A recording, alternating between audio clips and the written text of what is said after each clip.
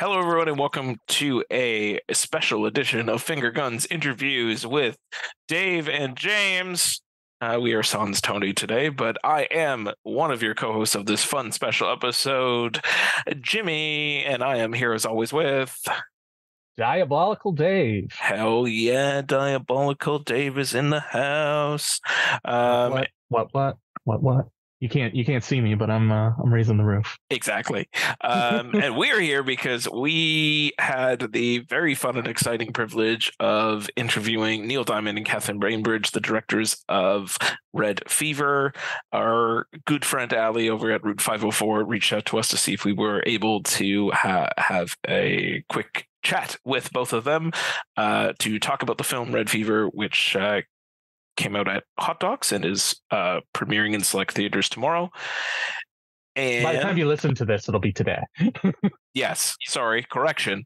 Today, it is in select theaters, and we had the chance to sit down and talk to both of them about their film. That between Dave, Tony, and myself, we all found absolutely fascinating, essential viewing, and really, really, truly worthy of your time if you could find it in the theater near you. Yes, for sure. You should definitely seek this one out, or have it on your list for when it hits VOD and streaming later this year, and maybe a DVD Blu-ray release, which we kind of talk about in the conversation. But I love that you said quick chat when this is not quick. This is this was a lengthy and informative chat about the process of coming up with this film and some of their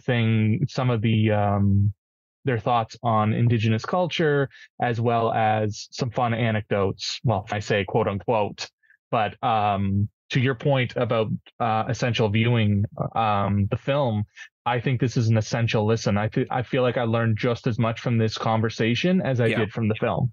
Yeah, absolutely. This was, I feel like I buried the lead a little bit with quick chat. That was, I think that's how it was proposed to us from the team over at Route 504. Was just like, it'll be a quick little interview sort of thing, and we kind of went into it expecting that, and it turned out into be almost it could have been a full podcast on its own. And we really, really appreciate both Neil and Catherine for their time talking to us, and and having such a deep and rich conversation that really like expands on the film in such a way.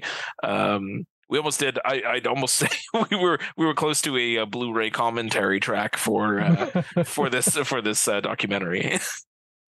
Well, hopefully they'll use it and they'll put it as a special feature, because I would love that. I would love that.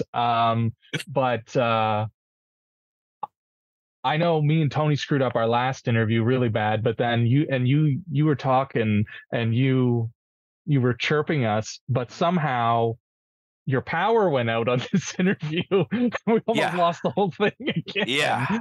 But we were able to save it, and Catherine and Neil didn't skip a beat. So I'm very thankful for that, and very thankful that we were able to catch it. But if there's like a slight kind of change in the cadence, or if you suddenly don't hear James talking anymore, that's about the part where James suddenly left the conversation, and then comes back later. Absolute big shout out to the city of Hamilton for deciding that a blackout was scheduled for exactly in the middle of a very important interview, in a moment where I was just hooked and wanted to know more. We were just about to launch into another sort of like anecdote about something that Catherine had seen in a museum, and of course that is exactly where it cuts out. So you will hopefully not notice that at all, because I think Dave is the best diabolical boy and recovered very quickly.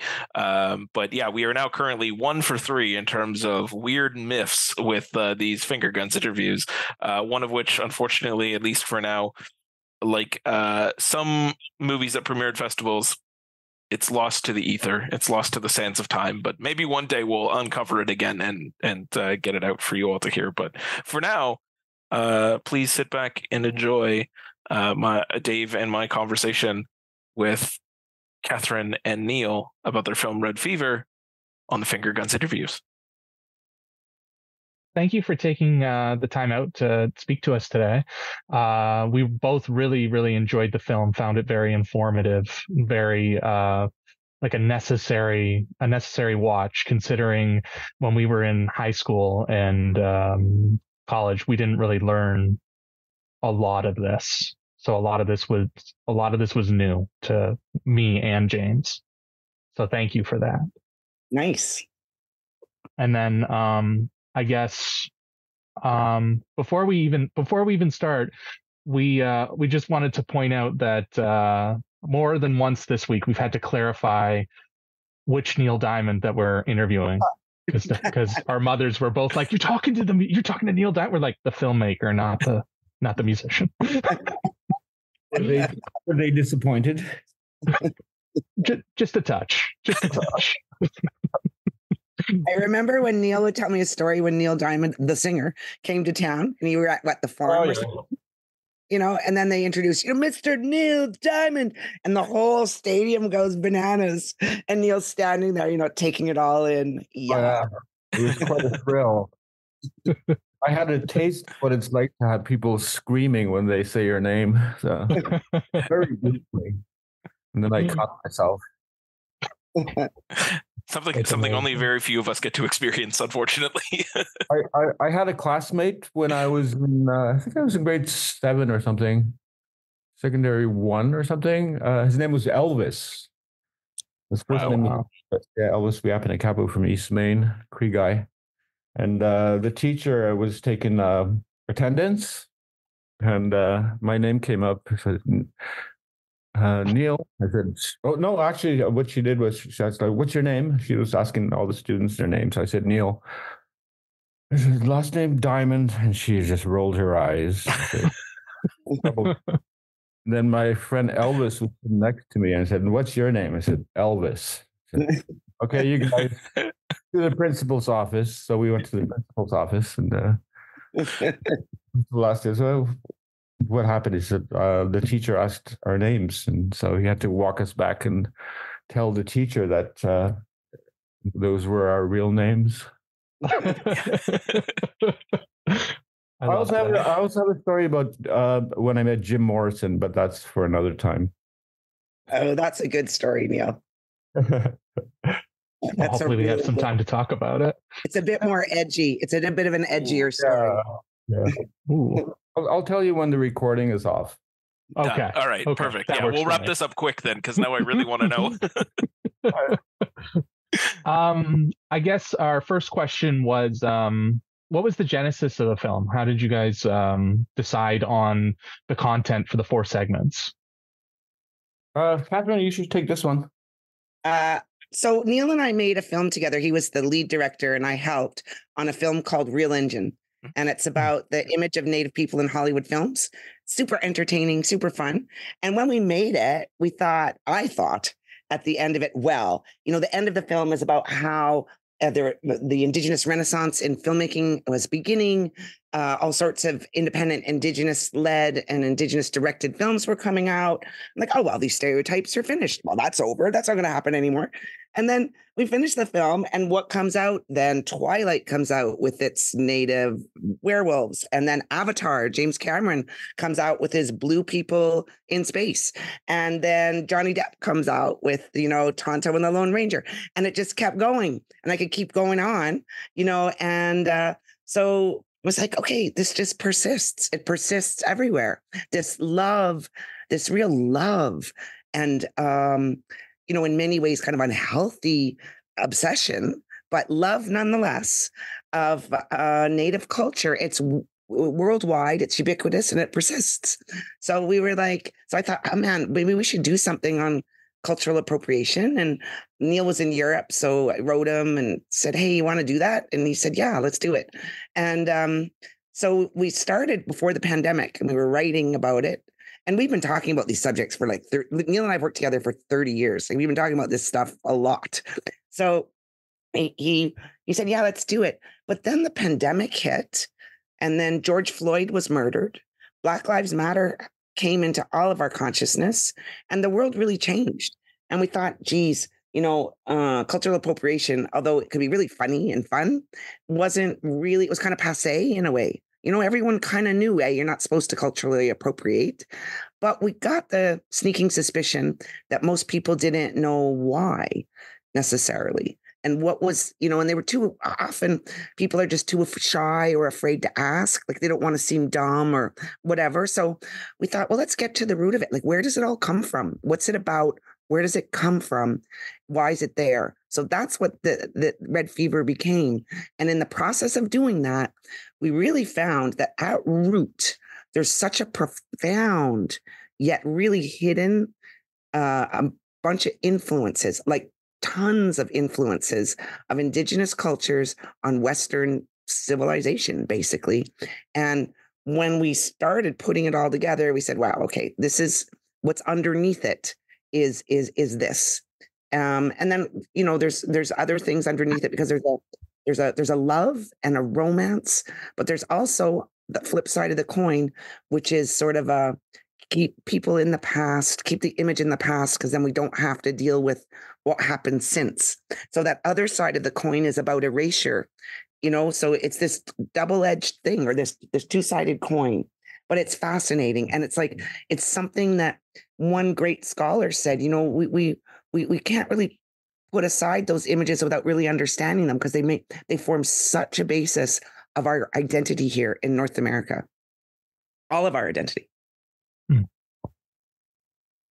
Yeah, I think just to actually just come right off of that, one of the reasons why I was just so drawn into this and then watching the entire documentary was it was so fascinating and informative in a lot of ways, was sort of to what you were saying, where there is this sort of erasure to it, and people don't really know a lot of this history. For me, I learned so much out of this documentary. It was incredible.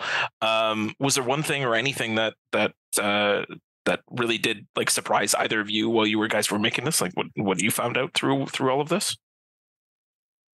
Niles, I wasn't really surprised by a lot of it. It was something I'd been reading about ever since I was a young man. I think what really surprised me was the football story. How the Carlisle Indians really changed the game of football, and that was the only thing I'd read about the Haudenosaunee people, and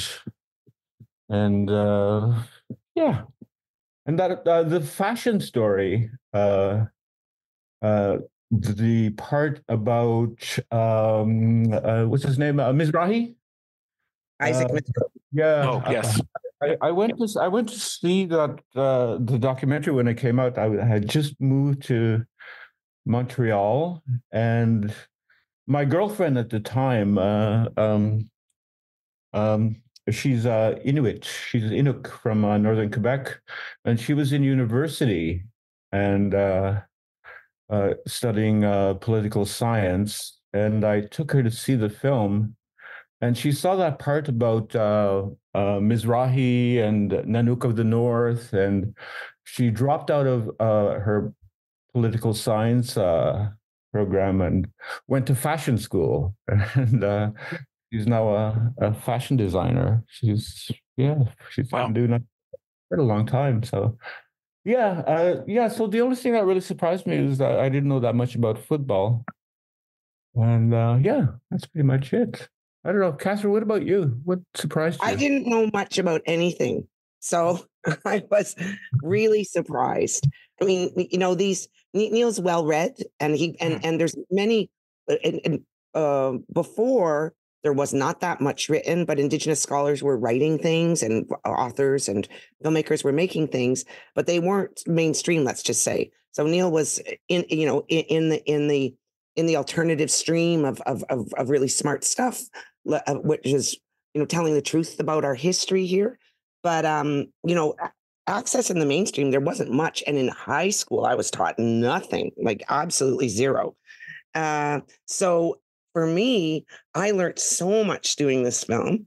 at every level. In the fashion level, I learned about the deep meaning behind many Indigenous designs, and that they're often held by families, that there's often spiritual significance, that they're passed down. And I didn't realize that I didn't really realize the degree to which they've been appropriated by fashion. And then once you find out the real the meaning behind the designs, you're like, oh my God, no wonder people are attracted to these designs. But on the other hand, you feel really stupid just wearing them, and with somebody who made them without knowing anything about it. So when you learn that, you're like, okay, I get it. There's meaning here. These belong to families, right? And then you can feel really good about wearing Indigenous made fashion, because right now there's an explosion in Indigenous fashion. We show it a bit in the section, but for your audience who don't know, like, Indigenous designers are really hitting like the global luxury fashion level, where people want sustainable fashion and fashion that has meaning. So like, they're like on the cover of Vogue and huge magazines, stars are wearing their outfits. I mean, it's just really exploding because I think people are searching for meaning everywhere. We're sick of throwaway fashion, throwaway culture. So that kind of deep meaning is coming from the people themselves, from the designers themselves. So it's super cool. In sports, I knew nothing. I knew nothing about the Indigenous influence on in particular on football. Like, the obsession with Indigenous bodies, we all kind of know that from film. Like warrior on horseback with six-pack ab, and that's like always the image that we get. So there's been an obsession with Indigenous physique and the grace of Indigenous ability at war. There's an admiration that's always been there. But the story of this Carlisle Indian School, which Neil referenced, was the first residential school in North America. And then Canada and the rest of the United States went on to copy that and start all those ones that we have since heard about, whose job was to assimilate Native people and basically, commit cultural genocide across everywhere. But this school, this small band of Native boys in this school, they basically took on the elite of football at the time and absolutely created the game. Every move you see today in modern football, all the trick plays, every strategy move that involves intelligence and strategy, it comes from those boys at the Carlisle Indian School. And it's a fascinating story, really. I hope everyone, gets a chance to see it, because it just, really changed things for me. And then the democracy section, I knew nothing. The Haudenosaunee people, also in their own language called the Iroquois people. Neil, you describe it well, like about how when Europeans first came over. To tell the guys how you describe it. Yeah. Well, people have questioned the fact that democracy existed here, and I tell them, imagine like Europeans coming to Plymouth Rock or to what is now Virginia, and they've lived under kings and queens for generations and generations and generations, and without probably really questioning why they're bowing down to this person. And they come to North America and they meet a people who are not living under kings and who have complete individual freedom. And try to imagine what it must have been like for them, to see and experience this reality that existed here. I'm sure I'm sure they started questioning, like, why should I bow down to this person across the ocean? And yeah.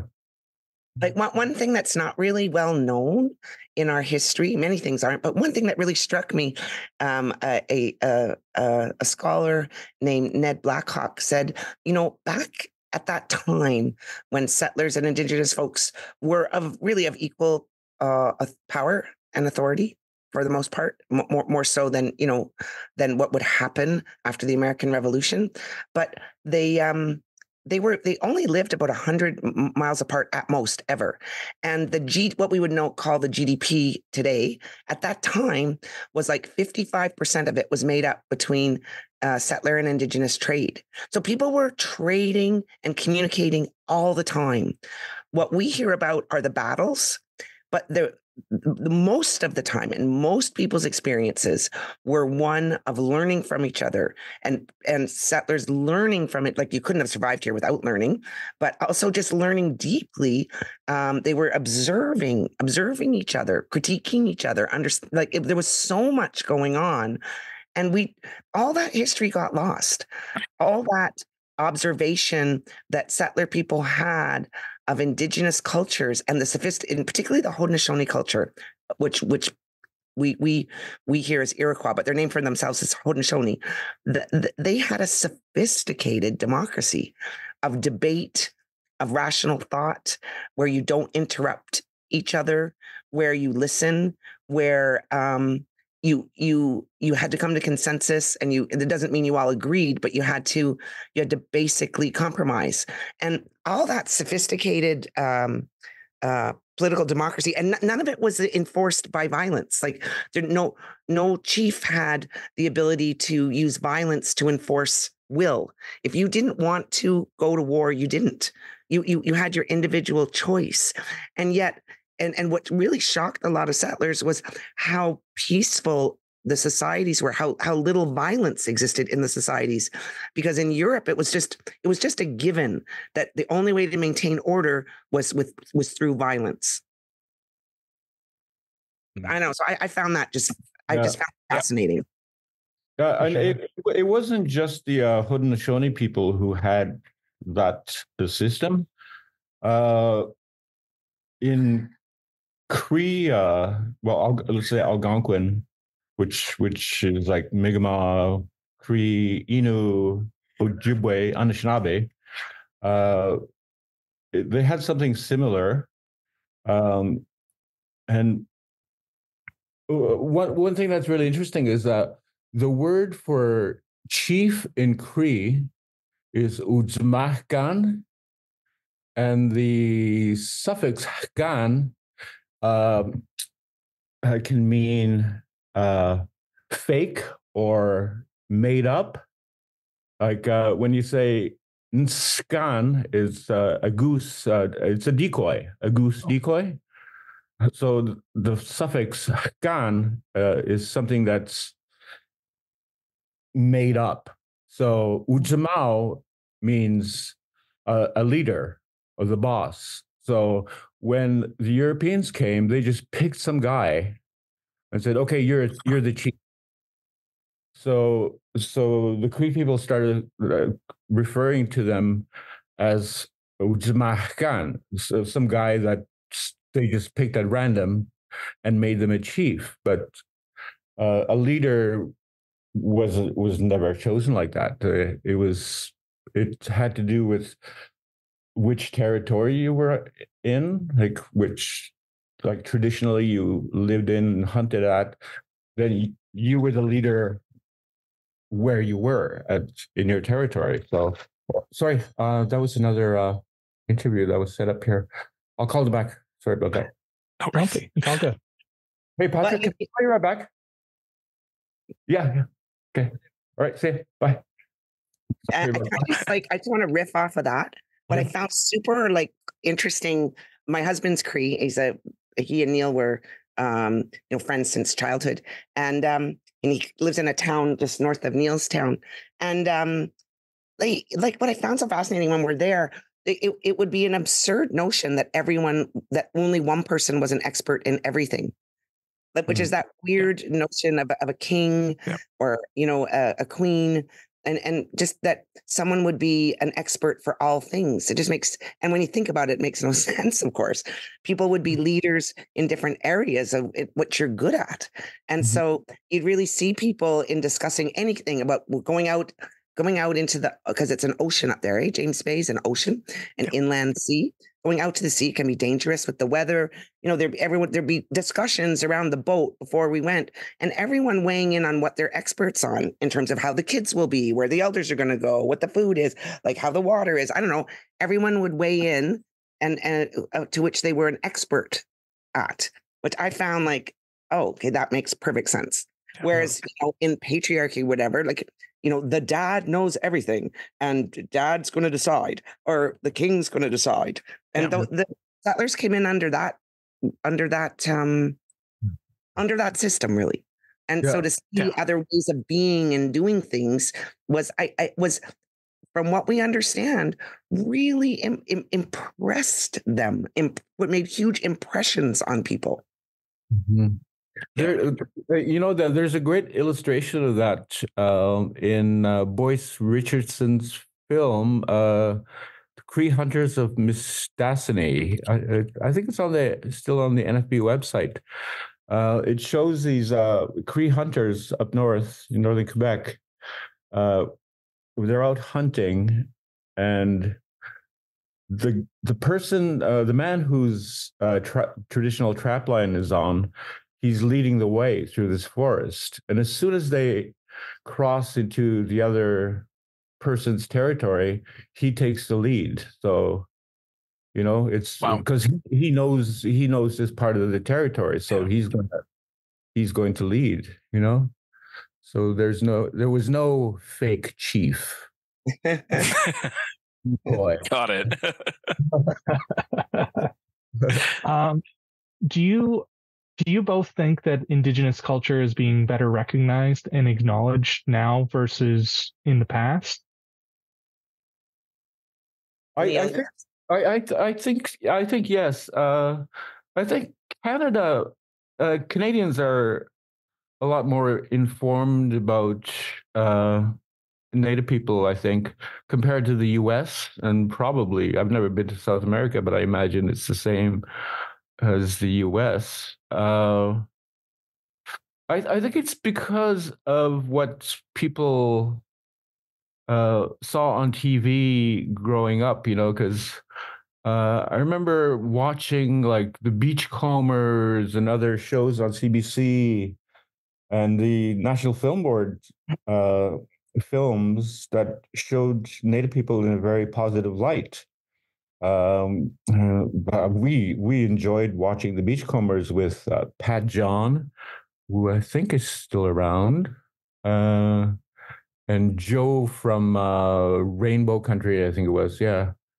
So and then even like in the late 80s into the 90s, north of 60 was like people were watching that, and it's like TV showed like Native people as real people, but in the US it was like like Native people on horseback and bare chested and with six-pack abs and and bow and arrow, feathers, and I don't think they really showed contemporary Native people. So I think in Canada it's very different. Like they practically don't exist in the US. Catherine has a great story about being in a museum. I'm not sure where I left off. Okay, so at this exhibit, I was looking at a Yupik mask, and there was a lovely middle-aged woman beside me, a non-Native woman, and she was looking at the mask, and I said, "Oh, it's so powerful, huh? It's really interesting." She goes, "Yeah." She goes, "But too bad we murdered all the natives." And I looked at her. What? And I said, well, you didn't. There's Native people around. And she said, no, there's not. We really just murdered them all. And so I was so shocked. But that's the way I think that a lot of Americans think that. Yeah. That's a lot. Jesus. You should have been like, well, Neil's right here. There's Neil over there. I think I did say that to her. Well, you guys are both positive about Canadians recognizing and acknowledging. Do you think that there's an optimistic outlook for Americans to learn more or to be better educated in this sense, or do you think that they're going to remain as ignorant as that woman? I think it's slowly changing. There've been like some really popular, successful programs that have been shown with Sterling Harjo's. What is it, Catherine? Reservation Dogs. Reservation Dogs. Reservation Dogs by Sterling Harjo. It's awesome. If you haven't seen it, watch it. There's the other comedy that was doing really well. Rutherford Falls. Oh yeah, Rutherford Falls. Yeah. And it's starting to change. You know, there's and in the new Scorsese film, which Killers of the Flower Moon. Yeah, Killers of the Flower Moon. There's a show on Disney Plus now called First Alaskans, and it's about off the grid living, but it's all Indigenous hunter trappers families, and living off the grid. Going with that genre that people love, people who live off the grid, but this time all Indigenous families, and it's pretty cool too. Oh wow! Yeah. Where they actually kill animals on screen, like for 20 years. Neil and Ernie and I have always wanted to follow a hunting, trapping family, but broadcasters were like, well, there's just no way we can show someone killing an animal on screen. So, it's a pretty positive thing that can change so that people can see, if you eat meat, you're better to kill an animal like that than in a, industrial, horrible torture animal factory, but industrial meat factory. But so those are positive things that are happening. So positive things are happening. Yeah. Amazing. Is there any films or any other readings that you guys would recommend for people who want to continue to learn more after watching Red Fever? Other than Real Engine, of course. Yeah, people should watch it. I think you can get it on the NFB site. It's really funny and really good.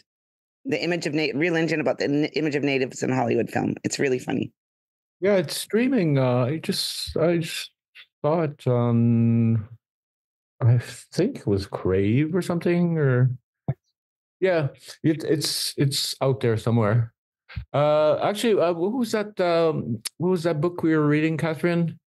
The history of everything, was it? Okay, well, there's this book that really got us going about the democracy section.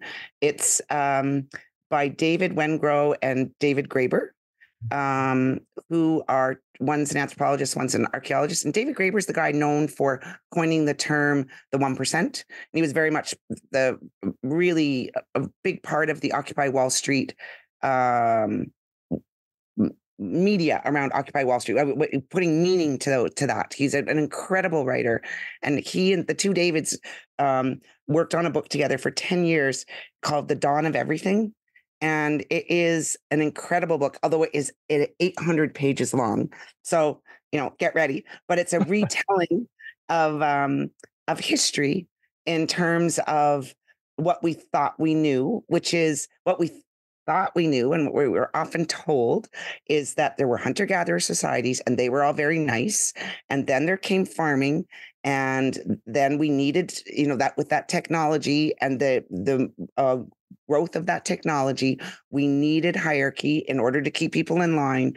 And the hierarchy has resulted in a certain amount of lack of freedom that we just have to live with. And that's just the way it is.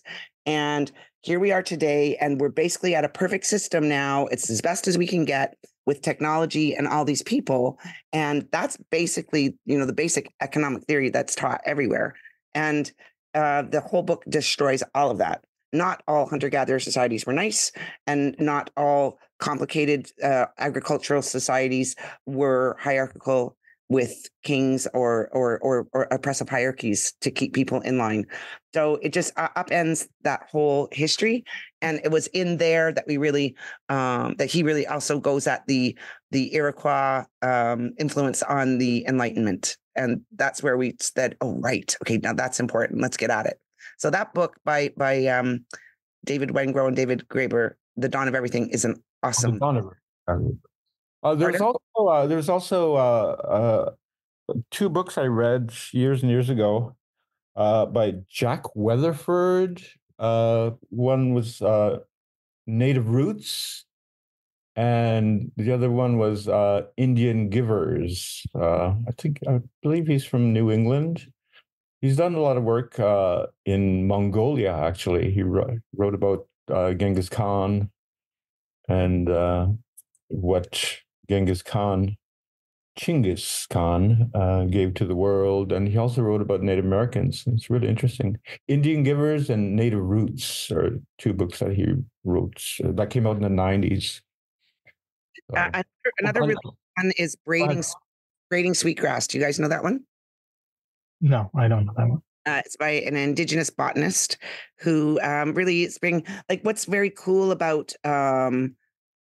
scientific thought today is that science, like, the way, I'll just give you an example. The way science has recently discovered, quote unquote, like white science, I should say, has recently discovered, quote unquote, that trees speak to each other through the mycelium network underneath. Trees communicate with each other. Yep. That's like an actual very old Indigenous understanding how everything's connected and is communicating. So these kind of conversations between mainstream scientists and Indigenous knowledge holders about who have, if you imagine, if you live out on the land, you have observed deep knowledge. And although those generations, those people who lived like that are becoming fewer and fewer, but the people who are still alive, who have that knowledge, they're able to speak with a level of profundity. Is that a word? A level of profound understanding of the interconnectedness of nature in a very sophisticated way. And scientists and those knowledge holders are now speaking to each other as if in the same language. Whereas science is closer to, is kind of, I'm going to say, science is closer to spirituality than it ever has been, and spirituality has always been close to science. So if that makes sense, like those are, so braiding sweetgrass is hitting on, it's about a lot of things, but it is about that Indigenous knowledge of the environment and of the land, and it's an incredible book. We'll have to put that on the list for sure. Just when James and I were talking, just kind of like riffing and trying to figure out what we wanted to ask you guys, we were just wondering if Neil kept the hat or what he did with the hat. Do you have it in Wakefield? I have it. It's in Montreal. No, you should take it. It's sitting there waiting for you. We got it boxed and they sent it to us. Oh, amazing. It's funny. My niece saw something on YouTube at a hockey game. Her husband was watching a hockey game, and there was a shot of somebody in the stands wearing a top hat, and he looked exactly like me. He was dressed the way I was in the film. Oh, wow. Yeah, it was weird. Yeah, it looked so cool. I thought that shot, like, it's so, and just so, and the woman, literally the hat maker, like who makes hats, that hat, the 100-year-old hat made out of beaver pelt. She literally was honestly and truthfully completely delighted and surprised that all that the fur trapping of the beaver that were used to make those hats for hundreds of years. It was so popular, those top hats in Europe, that Neil's, great grandfather or whatever could have easily been the one who trapped it. Yeah. And that like trapping is still going on back home. I have a nephew who's like, that's all he does. He spends most of his time in the bush, like hunting and trapping. So And I don't know if we did we really get into the Hudson's Bay Company and how it was born, Catherine? Not really, right? Just Really, we took out a lot of it. But yeah. Actually, where I was born was the birthplace of the Hudson's Bay Company. The very first trading post was in Waskaganish, where I was born. So I like to think that Cree people had a long and deep influence on English fashion. Yeah. You just mentioned that you cut that part out. Was there a lot that was cut? Did you guys, because Oh yeah. did you feel restricted by the film format? Would you have turned it into a docuseries? I think that whole fashion, sports, and the whole politics section could have been separate films, right, Catherine? Hey, yeah, Yeah. we were tearing our hair out, like No. taking things out. We took out so much. Like we were going to do a whole bit on the Pretendians that has a really deep history. You know, people who it's the ultimate appropriation. You actually become native when you're not, but it's fascinating. Like the whole psychology under it and what's going on was so interesting. We had to cut that out. And we cut out stuff about food, the influence on food. There's medicines on like really deep spirituality, like that whole thing we cut out, you know, plastic shamans and but the love. And again, it starts with that love, though. There's this love and admiration that gets twisted into weirdness often, but at base, there is still that love and admiration. And, you know, we could have found it so many places. Yeah. So we had to cut out spirituality. We cut out a lot. So what you're saying is that the DVD, the Blu-ray is going to have a robust deleted scene section. Yes. Yeah, we want the Catherine and Neil cut, the extended 17-hour long version. Shit. Yes, totally. No, we were dying trying to cut. Dying. And then I guess just to wrap it up, are you guys working on anything new? Yes. Neil, what do you say about masks? Oh yeah.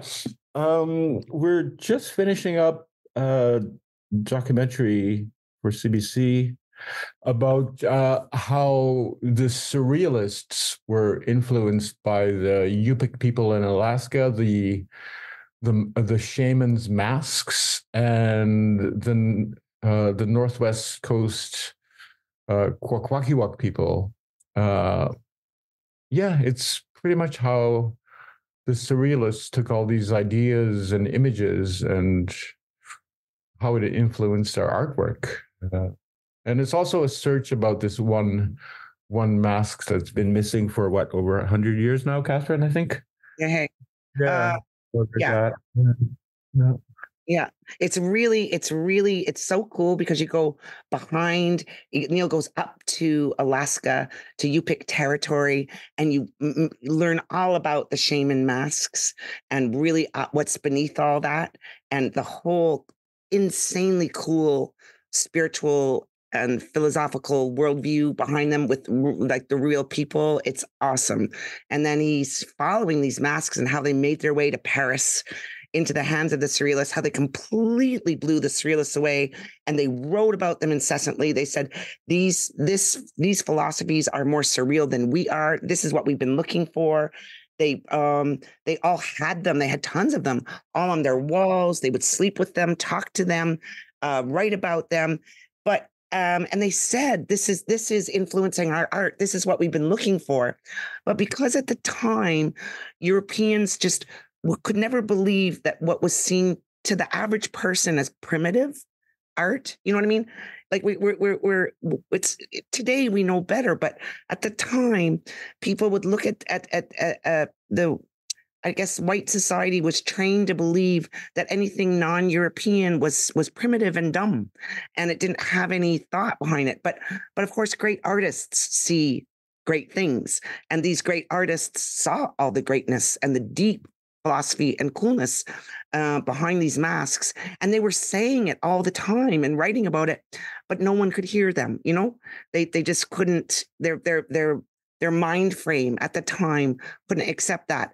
But now that's another sort of kind of revolution and re-looking at history that's happening now in museums around the world, where people now look at these objects that were degraded and shoved in a lot of boxes and kept in basements and whatever, and they're realizing that there's deep culture behind them, and realizing all this influence. So it's a very cool time in art as well, where Indigenous art is being recognized for I don't think people call it art, right, Neil? They don't necessarily call it art, at least recently. Yeah. There's no. Well, in a lot of the Native people I've met, like from California, BC, they don't have a word for art. Like there's, yeah. I think it's because like usually it's whatever designs, whatever beauty that they create, it's always connected with their spirituality. It's like, especially in BC, with the Northwest, all these ceremonial objects, they weren't displayed. They'd have them in ceremony, and then they'd be put away. And they'd be taken out maybe once a year at a potlatch, that's a really interesting thing about a lot of Native languages. There's no word for art. I was talking with this artist. He was from California. He passed away a couple of years ago, and we were talking about. He was a performance artist, actually. His name was James Luna, and I asked him, like, do you have a word for, what's your word for art? He said, we don't have a word for art. I'm already hooked. I'm very, very excited for this next project that you guys are working on. That sounds so very fascinating and cool. Like, for instance, that was going to be in Red Fever. But it was going to be one of the Indigenous influence on art, as we talk about Indigenous influence on fashion, sports, democracy, and environmental movements. And like that was one we're like, okay, there's no way we can tell this in 10 minutes, so we're taking it out. Yep. Excellent. Well, thank you both. I think it'll be out in the fall, right, Catherine? Yeah, it'll be out in the fall. Yeah, and we'll keep you posted. Yeah. Yes, please do. Please do. Or are we thinking TIFF? Or are we thinking another I don't festival? know. We're going to start putting it out to festivals soon. So we hope. Amazing. Crossed. All right. Fingers crossed. Great. Yeah, definitely keep us posted. And thank you both for your time. We really appreciate it. And we both love the documentary. And I think we can both say that we learned a lot from this conversation as well. Yes. Yeah. This is excellent. Thank you guys so much. Thank you. Finger guns. I'll check out the podcast. We're gonna check you out, Finger Guns. Yeah, please do. Thank you. We really appreciate it. Please do, and excuse some of our foul language. We try not to be too foul, but don't hold it against us. All right. You won't.